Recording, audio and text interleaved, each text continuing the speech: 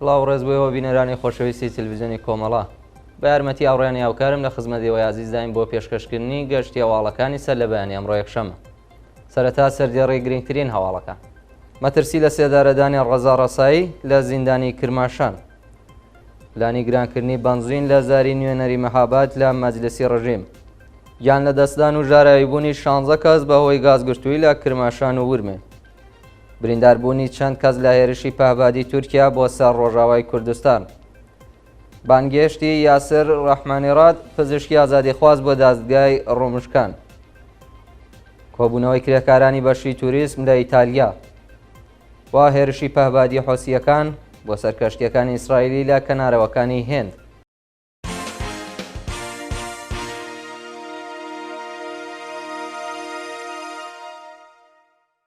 درێژێ واڵەکان.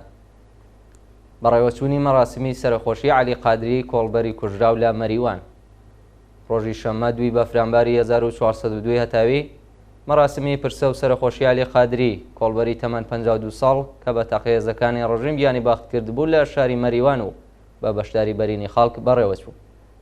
پاشنیوەڕۆی ڕۆژی دووشەممە 27 سەرماوەز عەلی قادری تەمەن 52 ساڵ خەڵکی گوندی زەنووری سەر بە شاری مەریوان لە کاتی کۆڵبەریدا بە دەستڕێژی گولێ هێزەکانی هەنگی سنووری لە ناوچەی ئاسناوای باشماخی مەریوان گیانی لە پێناو دابینکردنی پاروێگنان بەخت کرد. ڕۆژی شەممە مەراسمی پرسە و سەرخۆشی کاک عەلی بە بەشداری بەرینی خەڵکی مەریوان بەڕێوەچوو. مەترسی لە سێدارەدانی ڕەزا ڕەسایی لە زیندانی کرماشان. بە پێی راپۆرتی ناوەندەکانی مافی مرۆڤ گیانی ڕەزا ڕەسایی هاوڵاتی تەمەن 34 ساڵی خەڵکی ساحنە لە پارێزگای کرماشان لە مەترسیدایەوە گەری هەیە لە داهاتوێکی نزیکدا لە سێدارە بدرێت. وەڵام ڕەزا ڕەسایی لە ڕەوتی شۆڕشی ژینە لە شاری ساحنە بە تۆمەتی کوشتنی فەرماندەی ئیتلاعاتی سوپای و شارە بە ناوی نادر بایرامی دەست بەسەر و بە سەختی ئەشکەنجە درا. ناوبراو لە ماوەی بەندکراریندا ئەو تۆمەتەی ڕەت کرد بوو، بەڵام گوشارەکانی ئیتلاعاتی سوپای پاسداران بووە هۆی دەرکردنی حوکمی ئەعدام بۆ ئەو بەندکراوە و ئێستا پەروەندەکەی ڕەوانەی دیوانەی باڵای وڵات کراوە. ڕەزا پیشەی کرێکاریە و تەنیا ناناوەری بنەماڵەکەیەتی. لەو ماوەیەشدا دەست ڕاگەشتن بە پارێزەر و چاوپەیکەوتن لەگەڵ بنەماڵەکەی بێبەش کراوە و گیانی لە مەترسیدا. پلانی گرانکردنی بەنزین لە زاری نوێنەری مەهاباد لە مەجلیسی ڕژیم.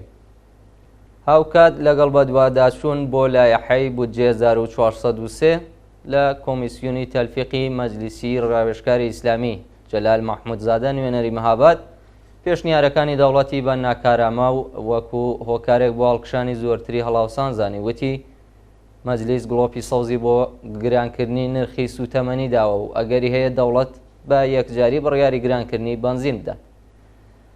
ئاماژەی نوێنەرەی مەجلیس بە قسەکانی ڕەحیم زارع وتەبێژی کۆمیسیۆنی تەلفیقی مەجلیسە کە وتبووی دەوڵەت بە پێی یاسای مەبەستداری یارانەکان اختیاریەوەی هەیە کە نرخی سوتەمەنی بواتە سەرەوە. پێشترێژ محسین زەنگەنا وتەبێژی کۆمیسیۆنی وزەی مەجلیس وتبووی کە دەوڵەت لە لایەحەی حوتەمی بەرنامەی گەشەپێدانی ئابووریدا دەیەوێت نرخی سوتەمەنی گرام بکات.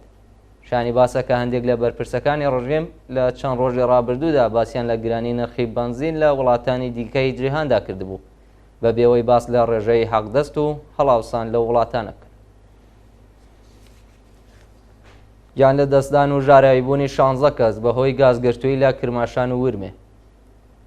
ڕۆژی هەینی 1 بەفرانبار هاوڵاتیەکی دانیشتووی شارۆچکەی دەوڵەتاوای کرماشان بەهۆی گازگرتووی گیانی لە دەستدا و 15 نیشتمانی دیکە لە یەکێک لە گوندەکانی ماکۆ لە پارێزگای ئازەربایجانی غەربی بە هۆی هەڵمژێنی گازی مۆنۆکسیدی کەربۆن ژاراوی بوون.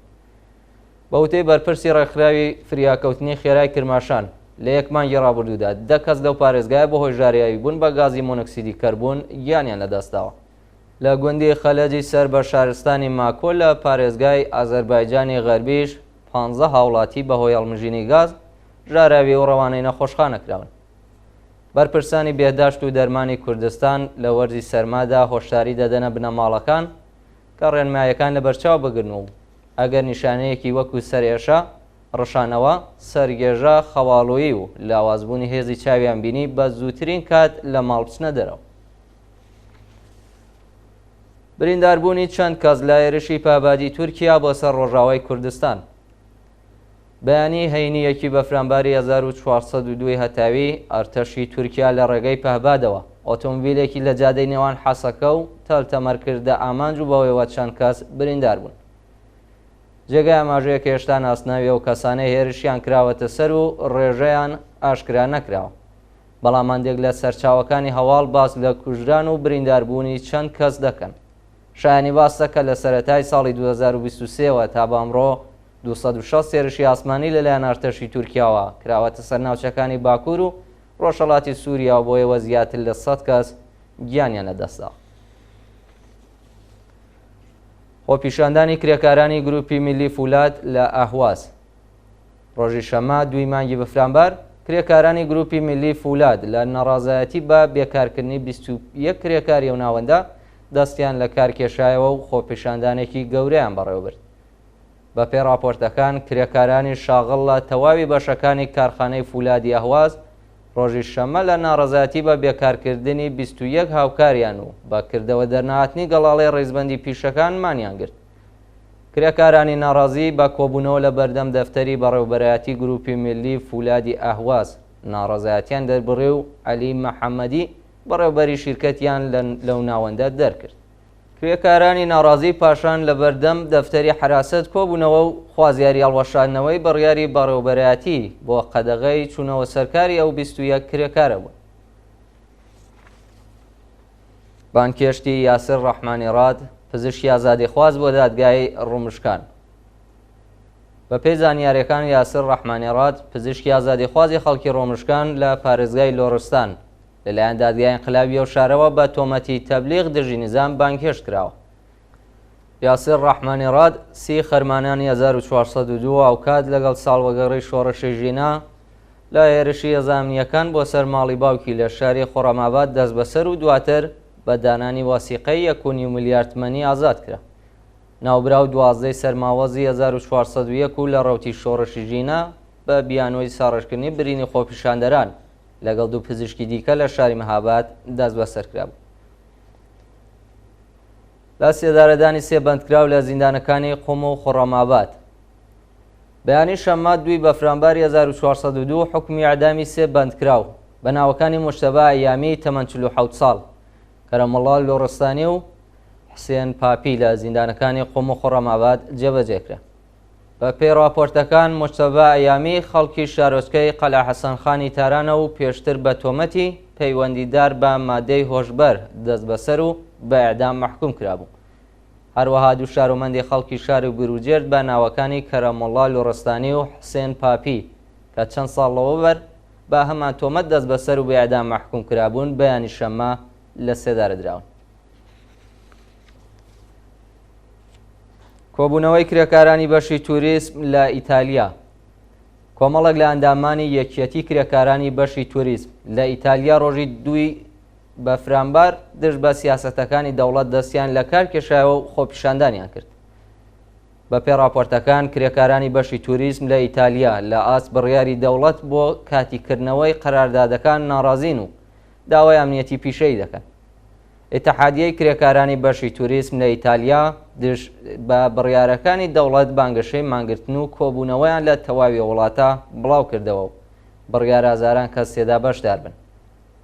ڕۆژی شەمە سەدان کەس لە ڕۆمی پایتەختی ئیتالیا کۆبوونەوە و خوازیاری نوێکردنەوەی گرێبەستەکان و تەزمینی ئەمنیەتی پیشەی بوون. و دوایین هەواڵ سەبارەتە بە هێرشی پابادی حوسیەکان بۆ سەر کەشتیەکی ئیسرائیلی لە کەناراوەکانی هێند. ڕۆژی شەمە 2 بەفرامبار حوسیەکانی یەمەن لە ڕێگەی پابادەوە هێرشیان کردە سەر کەشتێکی ئیسرائیلی لە کەناراوەکانی هیندستان و زیانیان پێگەیاند. کاناڵی سیانزە ئیسرائیل لەو بارەوە ڕایگەیاندووە کە نەوتکێشێکی ئیسرائیلی بە ئاڵای لیبریا لە کەناراوەکانی هیندستان لە ڕێگای پابادەوە کراوەتە ئامانج و ئاگری گرتووە، بەڵام ئاگرەکە کۆنتڕۆڵ کراوە و زیانی گیانی بەدواوە نەبووە. شایانی باسەکە ئەمریکا و بەریتانیا هاوپەیمانیەکیان پێکێناوە بۆ ڕوبەڕووبوونەوەی حوسیەکانی یەمەن و هۆشداری سەختیان داوەتە حوسیەکان کە ئەگەر ئەمنیەتی کەشتیڕانی لە تەنگەی بابولمەندب و زەریای سوور بخەنە مەترسیەوە کاردانەوەی توندیانە بێت. بینەرانی خۆشەویست گەشتی هەواڵەکانتان پێشکەش کرا. هەر شاد و کامەران.